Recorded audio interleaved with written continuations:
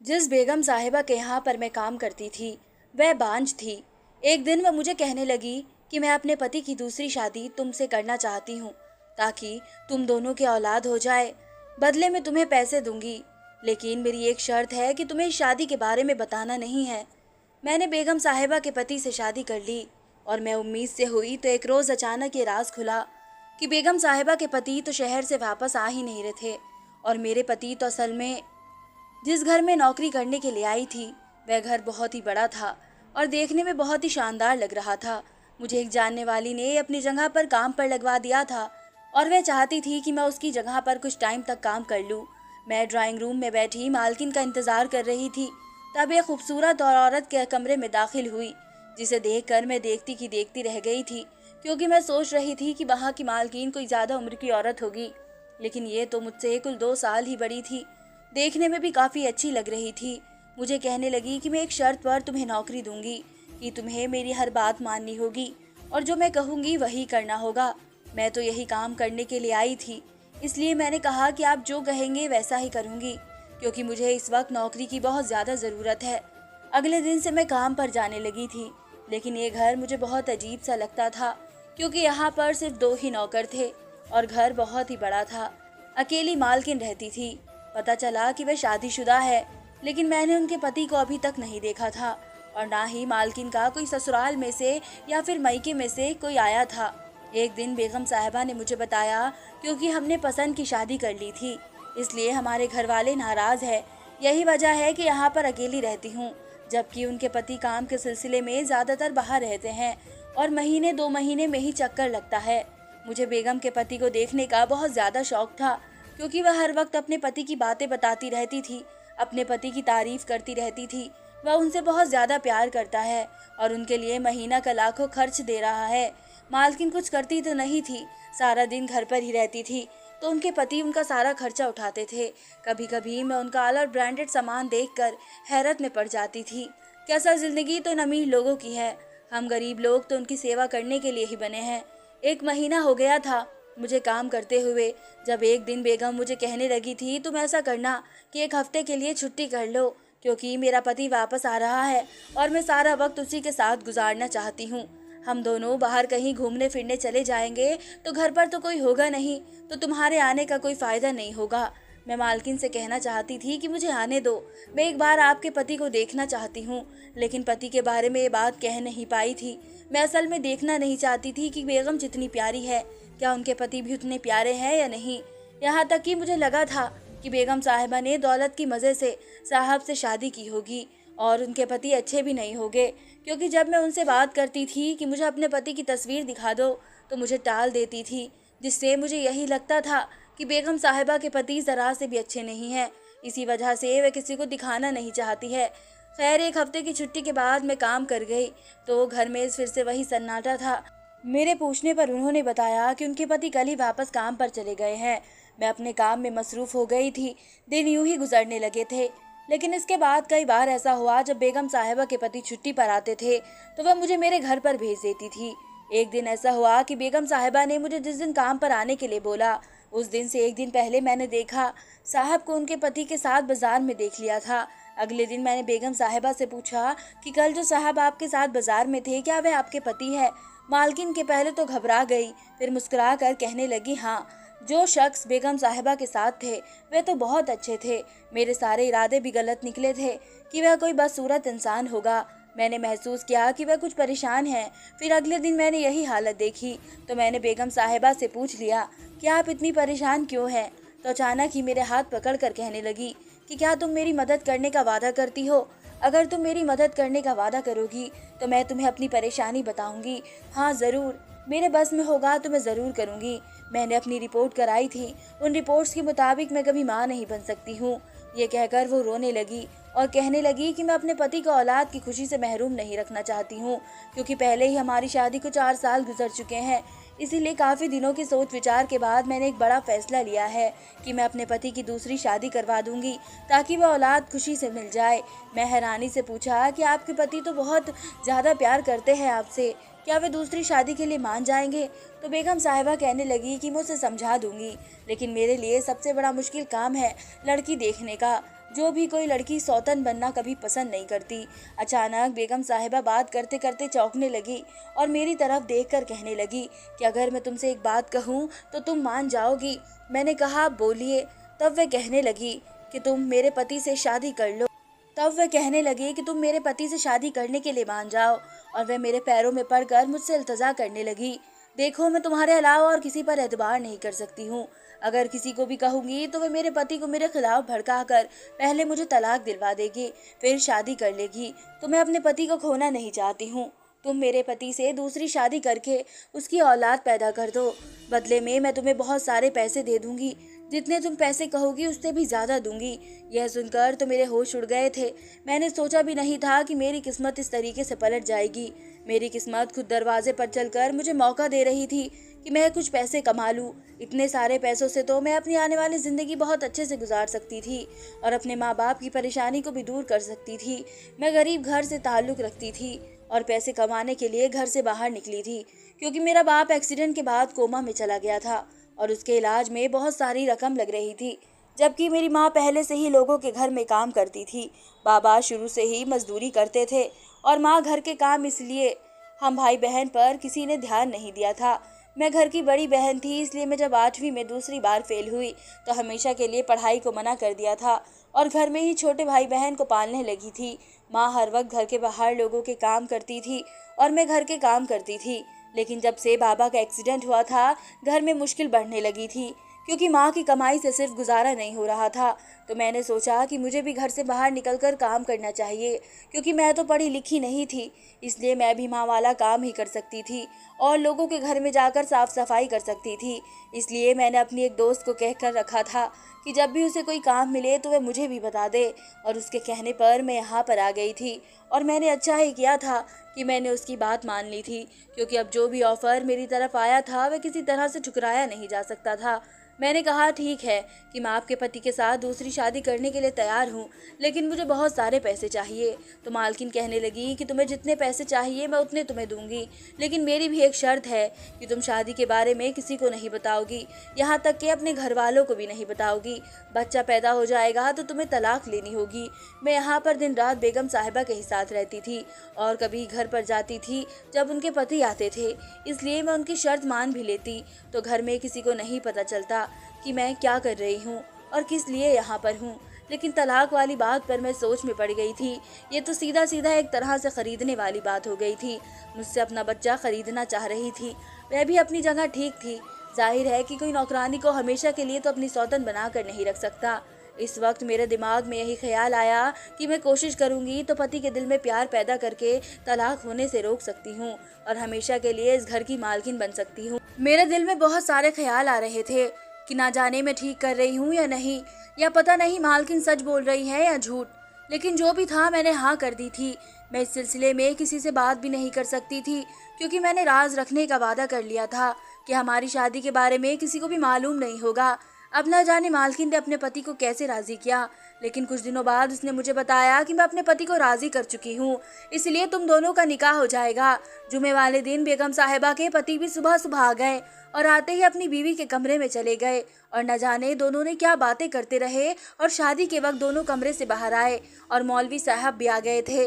मेरे घर से तो कोई भी शामिल नहीं था, क्योंकि मैंने तो अपनी माँ को भी इस बारे में नहीं बताया था और मैं दिल ही दिल में बहुत ज़्यादा डर भी रही थी कि कहीं किसी वजह से मेरी माँ को ये खबर ना हो जाए। लेकिन मेरी मालकिन ने मुझे तसल्ली दी कि तुम फिक्र मत करो, इस राज के बारे में किसी को पता नहीं चलेगा। मेरा दिल मुसलसल मुझे इस काम से करने से रोक रहा था और मुझे कुछ गलत होने का खतरा भी लग रहा था, लेकिन मैं चुपचाप ऊपर वाले का नाम लेकर शादी कर ली थी। इसके बदले में मिलने वाले पैसों की वजह से मैं हर खौफ को अपने दिल से निकाल दिया था। मुझे लगा था कि जितना प्यार सब अपनी पहली बीवी से करते हैं शायद मुझे वे कभी नहीं कर पाएंगे, मगर मुझे हैरत का झटका तब लगा था जब मेरे पति साहब ने मुझे अच्छे दिल से कबूल कर लिया था और मुझे बेगम साहिबा के चेहरे पर भी सौतन वाला रवैया नजर नहीं आया था। कोई भी औरत किसी दूसरी औरत को अपने पति को बांटने नहीं देती और उसे जलन महसूस होती है। लेकिन कई दिन गुजर जाने के बाद भी मुझे ऐसा कुछ नज़र नहीं आया था, क्योंकि बेगम साहिबा मेरा खूब ज़्यादा ख्याल रख रही थी और उन्होंने मुझसे बस एक ही बात रेट लगा रखी थी कि मैं जल्द से जल्द उन्हें बच्चा पैदा कर दूं। कभी कभी मुझे मालकिन का रवैया बहुत अजीब सा लगता था, क्योंकि जब से मेरी शादी हुई थी तब उन्होंने अपने पति से हर रिश्ता तोड़ दिया था। मैंने कभी मालकिन को मेरे पति से बात करते हुए नहीं देखा था। मेरा पति या तो मेरे साथ रहता था या फिर घर से बाहर। मैंने एक बार उससे कहा भी था कि मालकिन के कमरे में जाते क्यों नहीं हो और उनसे बात करते नहीं देखा है। मुझे बहुत ज़्यादा हैरत हुई। मैंने कहा कि आपको अपनी पहली बीवी के कमरे में जाना चाहिए और उसे भी वक्त देना चाहिए, बात करनी चाहिए। और आप एक हफ्ते बाद उसी के साथ रहे तो वह घबराने लगा और कहने लगा कि नहीं, फिलहाल मैं ऐसा नहीं कर सकता हूँ, और मेरी बात का कोई जवाब दिए बिना ही घर से बाहर चले गए थे। और जब मैं ये बात मालकिन से कही तो वह अपने पति के साथ वक्त गुजार नहीं सकती, तो वह भी घबरा गई और कहने लगी कि नहीं, इसकी ज़रूरत नहीं है, तुम्हें मेरा एहसास करने की ज़रूरत नहीं, बस तुम्हें जो काम दिया है तुम उस पर ध्यान दो। आखिर शादी के 4 महीने के बाद ऊपर वाले ने मुझे खुशखबरी से नवाजा। मुझसे ज़्यादा बेगम साहिबा खुश हो गई और साहब को कहने लगी कि बस अब तुम सहाय की तरह अपनी बीवी के साथ रहो और उसका ख्याल रखो। मुझे बच्चा सेहतमंद ही चाहिए। एक तरफ मैं जहाँ खुश थी तो दूसरी तरफ मैं ये सोच रही थी कि जैसे ही बच्चा होगा तो मुझे अपनी शर्त के मुताबिक अपने पति से तलाक लेनी पड़ेगी, और अब मैं ऐसा नहीं चाहती थी। इसलिए मैंने पति पर पहले से ज़्यादा और तवज्जो देनी शुरू कर दी थी और उनसे ज़्यादा टाइम साथ गुजारती थी, ताकि जब तलाक का वक्त आए तो पति खुद ही मना कर दे। एक दिन अचानक मैंने देखा कि मालकिन साहिबा मेरे पति को इशारा करके एक तरफ बुला रही थी। शायद कोई बात करनी थी। मुझे बहुत ज़्यादा अच्छा हुई, मैं भी उनके पीछे चली गई। मैंने दूर से देखा तो ऐसा लग रहा था कि जैसे मालकिन साहब को डांट रही हो और वह सुने जा रहे हैं। मुझे कुछ समझ में नहीं आया था कि ऐसी कौन सी बात हो रही है। मैंने आगे बढ़कर सुनने की कोशिश की तो मैं सुनकर हैरान रह गई कि बेगम साहिबा इस बात पर नाराज़ हो रही थी। मेरे पति ने उसकी घड़ी चुरा कर मुझे गिफ्ट में दी है। कुछ दिन पहले तो मेरे पति को जब खुशखबरी मिली थी तो उसने तोहफे के तौर पर एक ब्रांडेड घड़ी दी थी, जिसे पाकर मैं बहुत ज़्यादा खुश हुई थी। और अब उनकी बातें सुनकर मुझे पता था कि वह असल में मालकिन की थी और वे कह रही थी कि उसे चुराया है। मुझे ये बात बिल्कुल समझ में नहीं आई थी। भला वे अपनी बीवी की चीज़ तो चुरानी नहीं चाहिए, बल्कि उन्हें ऐसा करना चाहिए था कि मेरे लिए नई घड़ी लेकर आ जाते, क्योंकि मेरे पति के पास पैसों की तो कमी नहीं थी। तो मेरे पति ने मुझे अपनी पुरानी पत्नी की घड़ी गिफ्ट क्यों दी थी? लेकिन वह हमेशा बात को टाल देता था और अब मुझे ऐसा लग रहा था कि शायद साहब के हाथ में कुछ नहीं है, ये सारा कुछ भी मालकिन का ही है। वही सारे मामले को देखती है। और जब मैंने उसे एक दिन अपने पति को कुछ पैसे देते हुए देखा तो मेरा शक यकीन में बदल गया था कि उसने अपने पति को भी मुकम्मल काबू में कर रखा है और पैसों का सारा इंतजाम अपने हाथ में ही लिया हुआ है। वादे के मुताबिक उसने मुझे आधे पैसे दे दिए थे और बाकी के उसने उसे तब देने थे जब बच्चे की पैदाइश हो जाती और मैं तलाक दे देती। एक दिन बेगम साहिबा हमारे घर के सामने से गुजर रही थी तो मैं जानबूझकर अपना फ़ोन पकड़ कर ले आई और ऐसे जाहिर किया कि जैसे मैं अपने पति से बात कर रही हूँ।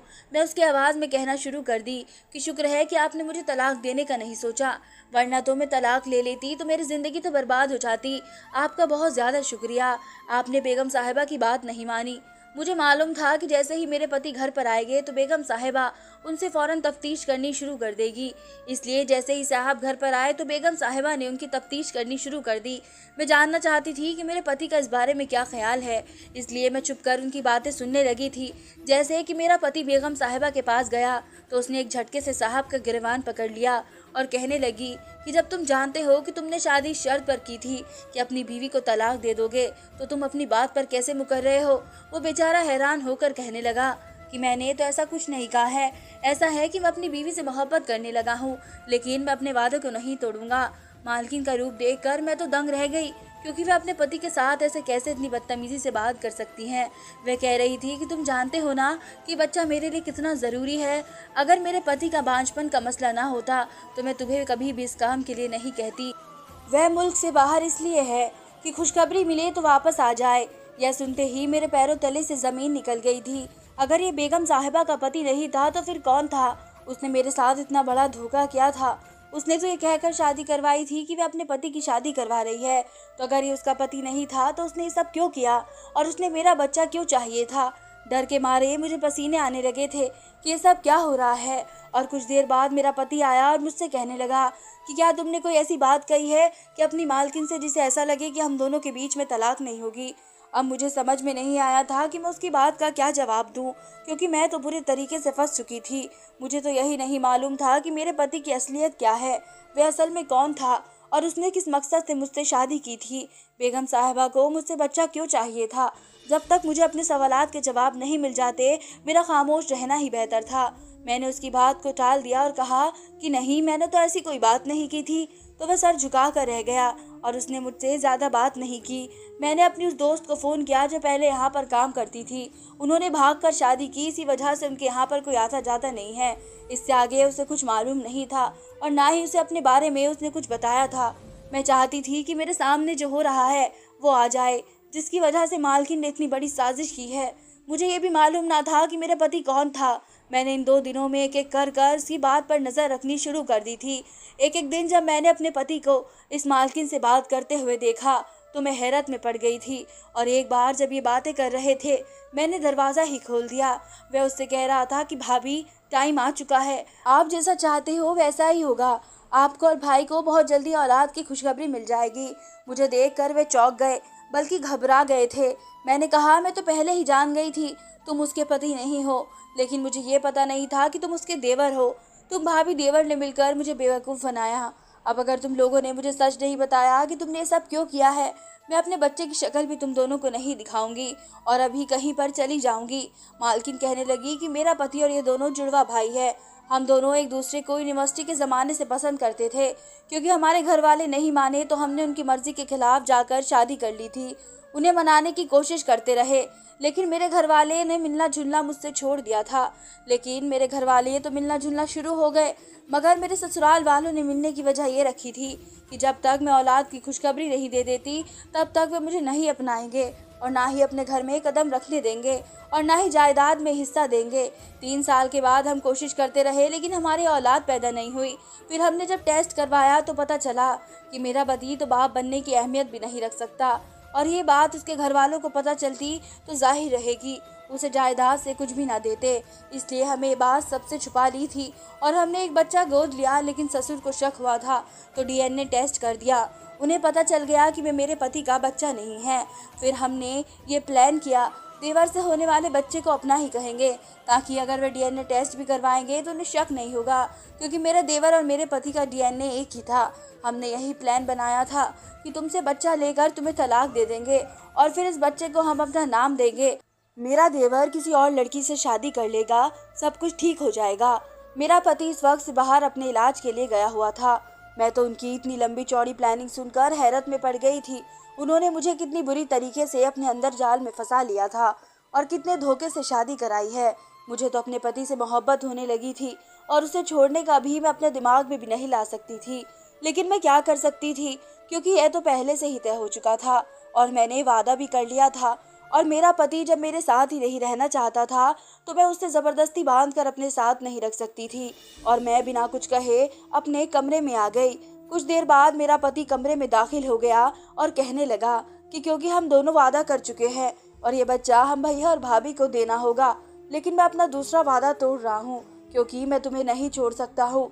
मैं जानता हूँ कि पसंद की शादी करने पर मेरे घर वाले भी आपसे इसी तरीके से नाराज़ हो जाएंगे और शायद 2-3 साल तक की नाराज़गी बर्दाश्त कर रहे हैं, लेकिन हम जल्दी पोते की खबर सुनाकर उन्हें मना लेंगे। यह सुनकर मैं शर्मा गई। सब कुछ ठीक होने जा रहा था, पर अब मेरी ज़िंदगी में खुशियाँ आने वाली थी। धन्यवाद दोस्तों।